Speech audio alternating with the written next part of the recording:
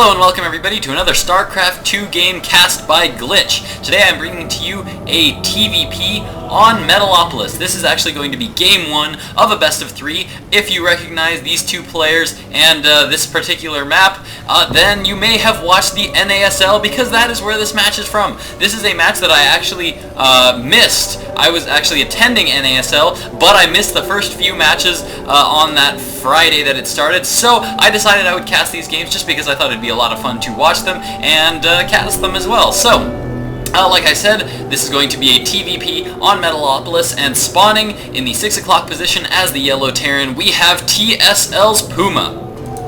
Spawning in the 8 o'clock position as the teal Protoss, we have STSquirtle.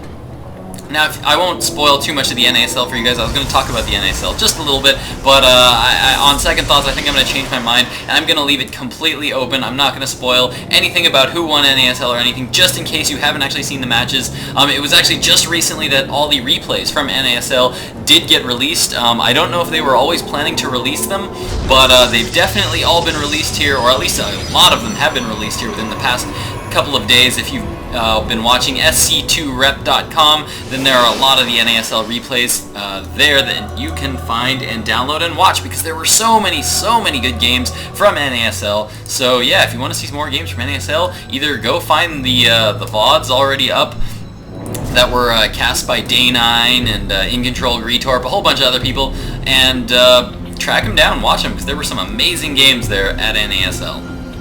So, now we can see that both players have gone for a fairly standard opening. Both players getting that gas up early, getting one gas geyser up early. We've got a barracks for TSLPuMa and a gateway now coming up for Squirtle. And looks like we can expect to see a little bit of a macro-oriented game. No early pressure coming from either player, no 2 racks or no 2 gate from either of these players, but it looks like Squirtle is trying to be as annoying as possible, trying to do as much damage as he can with this probe.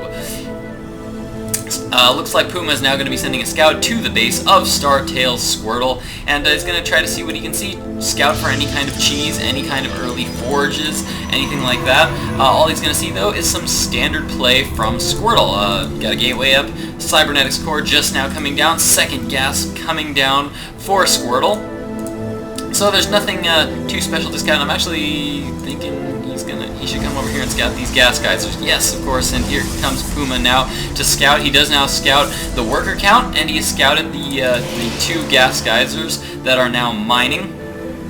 And he's actually scouting his own base pretty well too. You can see that TSLPuMa is being very thorough, trying to scout all the little corners of his base, make sure no pylons have gone down, and he is now throwing down a factory. He's now thrown it down in this top corner here. So this is going to be hidden from Squirtle. Squirtle has not scouted this yet. I believe this was thrown down after Squirtle left the base with his probe. And now there's a wall off at the front, so looks like Puma will be able to get away with throwing down this factory completely unknown to Squirtle.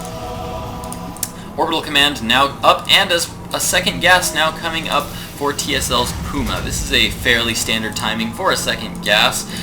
Probably not going to be doing anything too gas heavy. No kinds of early banshees or anything like that with this kind of a late gas. Usually if you want to see if banshees or things can be expected, then you'll usually see a much earlier second gas. But he is going for the starport, and one stock if you're moving up the ramp of TSLPuMa, but it looks like he is going to be able to safely hold this off with these 3 Marines that are well placed. A reactor now coming down on this barracks. Now I would expect that he's going to be swapping that off so that he can swap with the factory and get some Hellion production going, but that reactor is not quite up yet, and so he's producing 1 Hellion right now just to go scout and just to go see what is going on in his opponent's base. If he does scout, he will see that STSquirtle has thrown down an expansion and is now throwing down a robotics facility. So we only have 1 gateway down at this time. Warp gate is coming up right now, and he's actually saving up quite a bit of chrono boost on this Nexus, so it'll be interesting to see what he ends up using that on. He's saving up some chrono boost. I'm assuming this is in case there is any kind of early pressure from TSLPuMa. He'll be able to warp gate this gateway and get out some units quicker than normals in case he needs to defend. He is now throwing down more gateways, so it looks like we are going to be seeing a 4 gate here from STSquirtle, but it's not the kind of 4-gate that they apply early pressure on. This is going to be a 4-gate on 2 base, so this is not too out of the ordinary. And the supply depot, which is thrown down here at the bottom of the ramp on MLG Metalopolis, which is here to prevent any kind of early cannon-ins or anything like that, any kind of early block wall-ins and early pressure. It denies any kind of early pressure there. And so most players just destroy it just to get it out of the way there, just because it's kind of an annoyance later on, especially if you want to put some of your own buildings there to kind of block your ramp from the units like those Hellions sneaking in.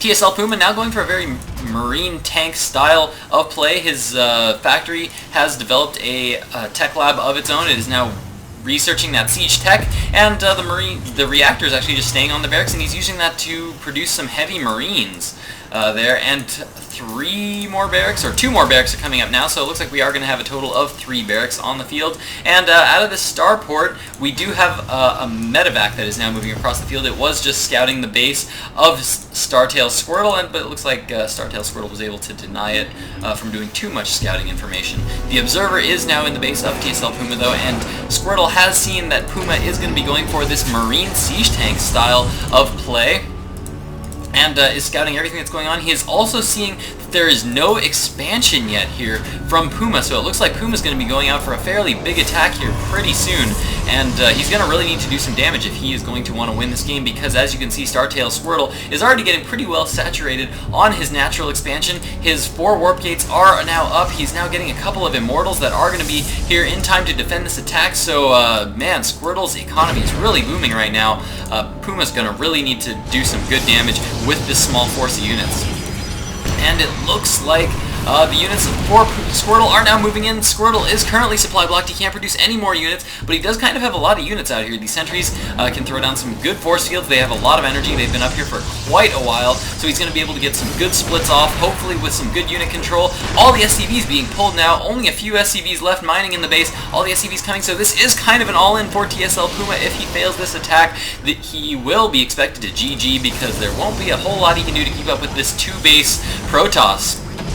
And bunkers now going down from TSLPuMa, but it looks like Squirtle is being very, very patient here. He is sitting back, trying to get as big of an army as he can. He wants to be able to just crush this force outright. He doesn't want there to be any question that he might lose to this early 1-base style of play from Puma. So it looks like he's just going to pull back. He's going to sit here. He's going to get as many units as he can. He's going to allow his buildings to take a little bit of damage, and then he's just going to storm forward with a ton of units.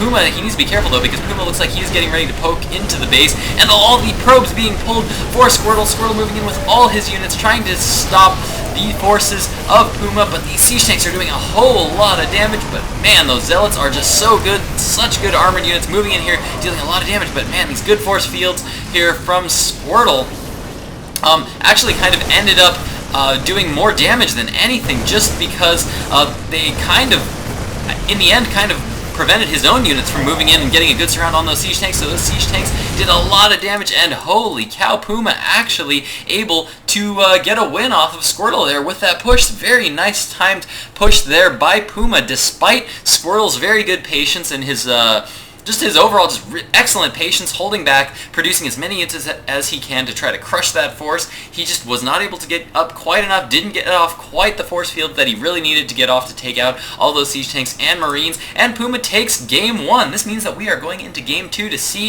if Squirtle can take his revenge in just a moment, guys.